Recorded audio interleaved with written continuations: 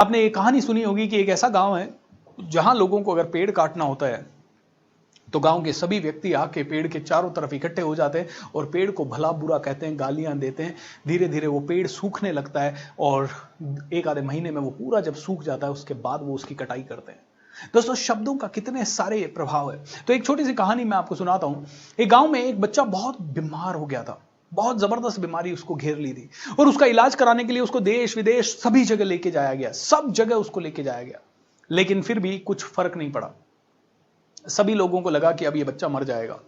तो किसी ने एक दिन सजेशन दिया कि हमने सब चीजें ट्राई कर ली है, तो हम पास के एक वैद्य हकीम को किसी को बुलाते हैं। एक और बंदा है, शायद उसको अभी सुना है बड़ा पावरफुल है, तो हम उसको बुला लेते हैं, शायद वो इसे ठीक कर दे।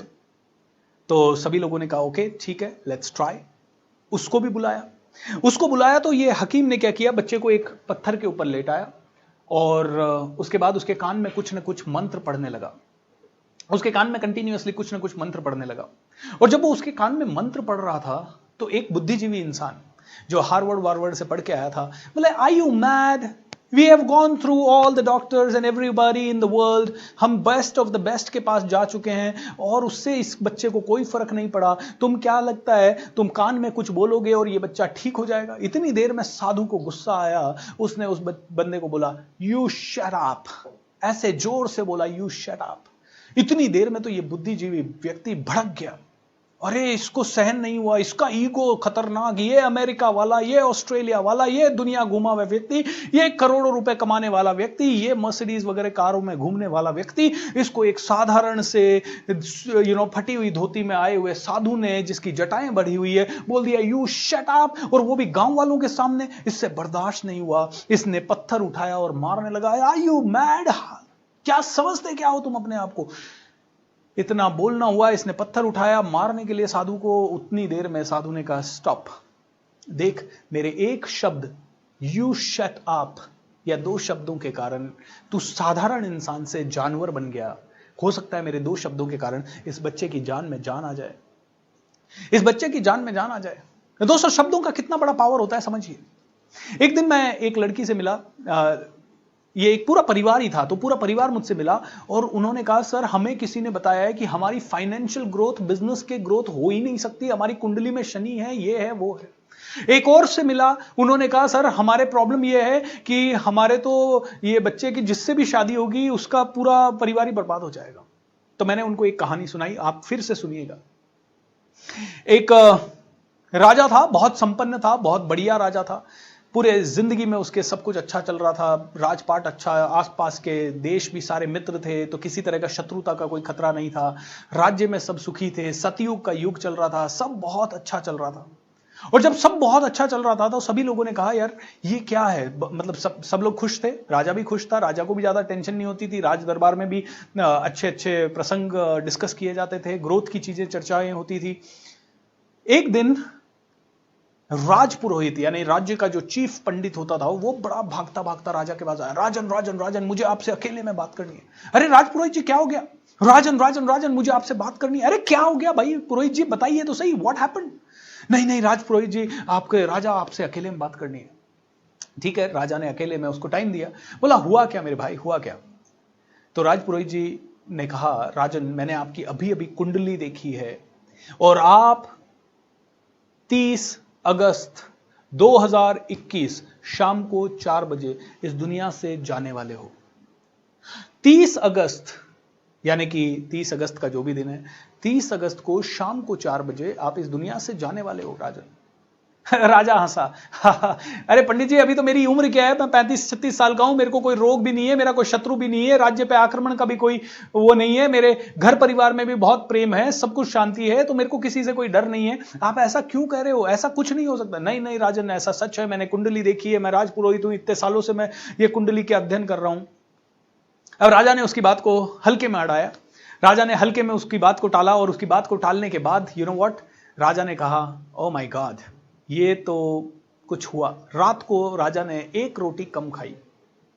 राजा ने रात को एक रोटी कम खाई। अगले दिन सुबह क्या हुआ? राजा ने एक रोटी कम खाई। अगले दिन सुबह जब राजा उठा तो राजा थोड़ा लेट उठा, राजा के बदन में थोड़ी सी थकावट थी। अगले दिन लंच में राजा को भूख कम लगी, फिर भी जबरदस्ती राजा ने आधा खाना खाया।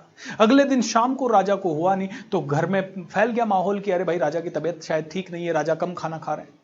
चौथे पांचवें दिन से तो राजा का खाना पूरा बंद हो गया। छठे सातवें दिन तो राजा बेड रिडन हो गया। 10वें दिन तो राजा की हालत पतली हो गई। जब यह खबर सारी जगह पर फैली तो महामंत्री को पता चला। उन्होंने कहा अरे ये क्या हो गया। वो जाके राजपुरोहित से मिले। राजपुरोहित जी, आपने कहा था कि राजा मरने वाला है 30 अगस्त को, एक बार ध्यान से देखिए कहीं कहीं कुछ कुंडली की कैलकुलेशन में गलती तो नहीं है। राजपुरोहित ने कहा यार मैं राजा जैसे व्यक्ति से कोई भी चीज कहने से पहले 10 बार इंश्योर करूंगा, तो मैंने 10 बार इसे इंश्योर किया है, इसलिए मैं बिल्कुल सही हूं, मेरी कुंडली भी सही है। ओके, मैं बिल्कुल सही हूं और कुंडली भी सही है। अरे राजपुरोहित जी फिर भी एक बार चेक करो। राजपुरोहित जी ने फिर भी एक बार चेक की, गणना वही आई 30 अगस्त रात को शाम को 4 बजे राजा जाने वाला है। 30 अगस्त शाम को 4 बजे राजा जाने वाला है। ओह माय गॉड, 30 अगस्त शाम को 4 बजे राजा। महामंत्री भी टेंशन में आ गए, अब क्या करें। सारी दुनिया में ये खबर फैल गई राजा मरने वाला है, 30 अगस्त को राजा मरने वाला है। राजा से उसकी आखिरी इच्छा पूछी गई। उसने बोला कि मैं अपनी प्रजा के सामने दम तोड़ूं, मेरी प्रजा मेरे आसपास हो। और राजा को सेम 30 अगस्त का दिन आया, प्रजा के सामने दोपहर में 2 बजे ले जाया गया। कोई आए, राजा को पांव छुए, चारों तरफ हाहाकार मचा हुआ, सभी लोग रो रहे हैं, सभी लोग चिंतित हैं। 3:15 बज गए। 4 बजने में सिर्फ 45 मिनट है। राजा के प्राण निकलने ही वाले हैं। राजा की हालत पूरी खराब है। राजा आंखें भी नहीं खोल पा रहा है। राजा की बॉडी कंकाल बन चुकी है क्योंकि खाना ही नहीं गया इतने दिनों से। अचानक से 3:15 बजे महामंत्री के माइंड में एक आइडिया आया। महामंत्री ने कहा शांत हो जाओ सभी लोग, शांत हो जाओ सभी लोग। और फिर महामंत्री ने कहा राजा शाम को 4 बजे जाने वाला है, 45 मिनट का समय बाकी है और ये हो रहा है एज पर हमारे राजपुरोहित जी की कुंडली की गणना के हिसाब से। बोले यस, सभी लोगों ने कहा बिल्कुल।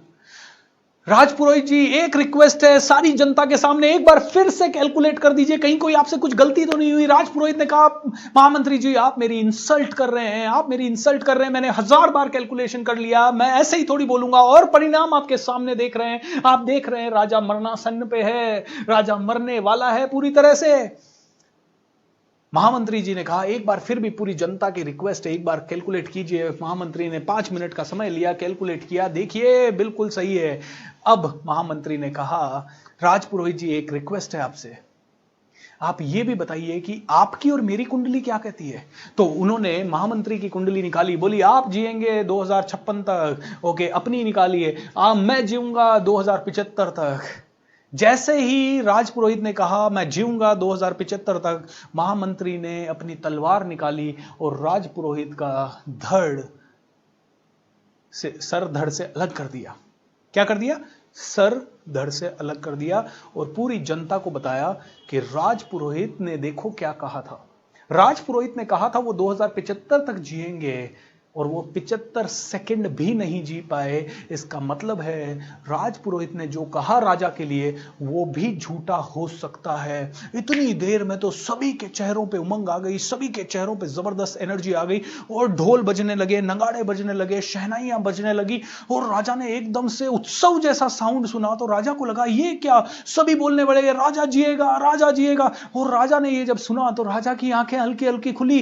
राजा ने कहा जूस लाओ, जूस लाओ। जूस आया एंड राजा ने पिया एंड धीरे धीरे धीरे धीरे धीरे सब कुछ बदलने लगा। दोस्तों, how many of you really think that this is the way it is? दोस्तों, कभी ऐसे इंसान के पास अगर कोई भी पंडित है, चाहे वो कितना भी पहुंचा हुआ है, लेकिन अगर उसने आपको यह कह दिया कि तुम्हारी जिंदगी में शनि है और तुम आगे नहीं बढ़ पाओगे बिना पूजा करवाए हुए, उसका चेहरा कभी जिंदगी में देखना मत दोस्तों, उसका चेहरा कभी जिंदगी में देखना मत। हां, अगर वो ऐसा इंसान है जो कहता है आपकी जिंदगी तो बहुत बेहतर ही बेहतर होने वाली है, आपकी जिंदगी में तो सब कुछ बहुत अच्छा ही होने वाला है, डोंट वरी, और सब कुछ अच्छा हो और भी ज्यादा अच्छा हो जाए, इसके लिए एक पूजा करवा लो, ये फिर भी ठीक हो सकता है इंसान।